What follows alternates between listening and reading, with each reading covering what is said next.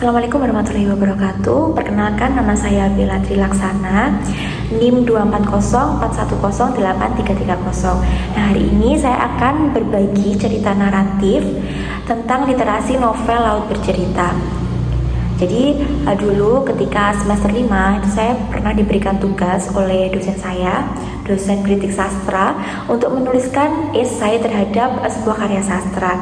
Nah, karena saya cukup menyukai novel, pada saat itu saya memilih novel sebagai bahan esai. Nah, ketika saya pergi ke perpustakaan, ternyata saya menaruh perhatian yang cukup besar pada sebuah novel yang ditulis oleh penulis yang terkenal, yaitu Leila S. Chudori. Waktu itu saya memilih novel karya Leila S. Chudori yang berjudul Laut Bercerita. Ketika saya membaca sinopsisnya, saya tertarik dengan isu yang diangkat, yaitu tentang perjalanan hidup para aktivis yang terjebak di dalam tragedi politik di tahun 1990-an.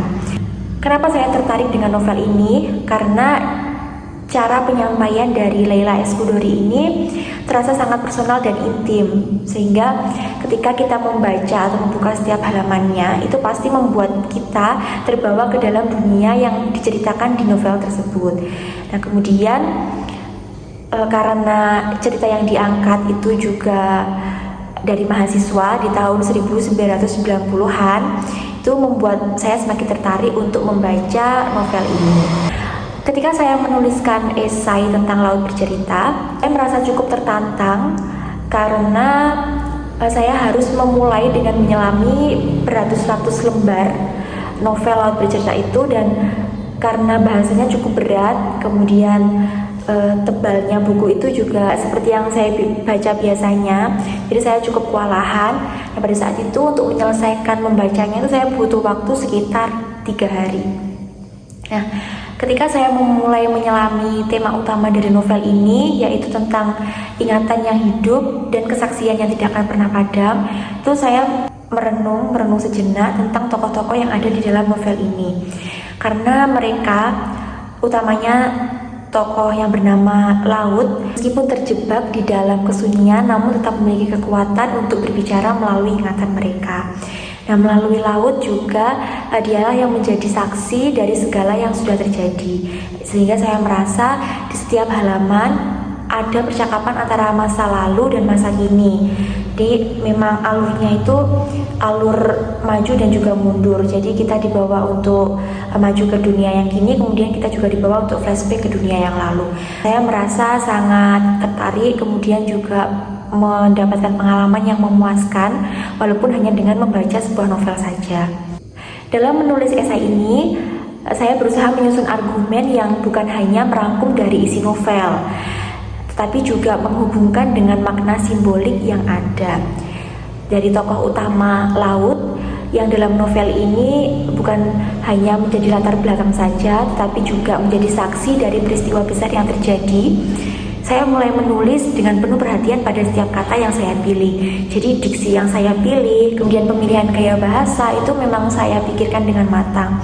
Nah, mengapa saya berusaha seperti demikian? Karena saya ingin menggambarkan perasaan saya terhadap novel ini, sekaligus menganalisis dengan cermat bagaimana seorang Leila S. Chudori berhasil merangkai cerita dengan sangat apik dan tentunya dengan menyajikan emosi-emosi yang bisa kita rasakan sebagai seorang pembaca.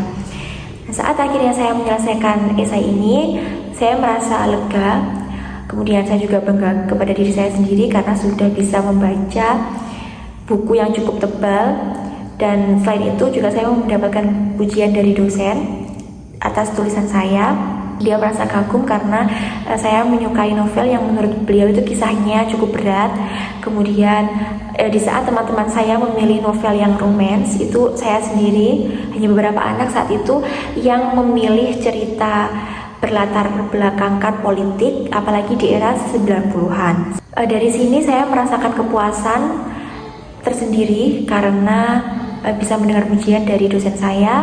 Kemudian juga setelah saya membaca lagi tulisan saya itu di esai itu, memang cerita ataupun gambaran reaksi yang sudah saya pikirkan itu tertuang rapi ke dalam sebuah tulisan.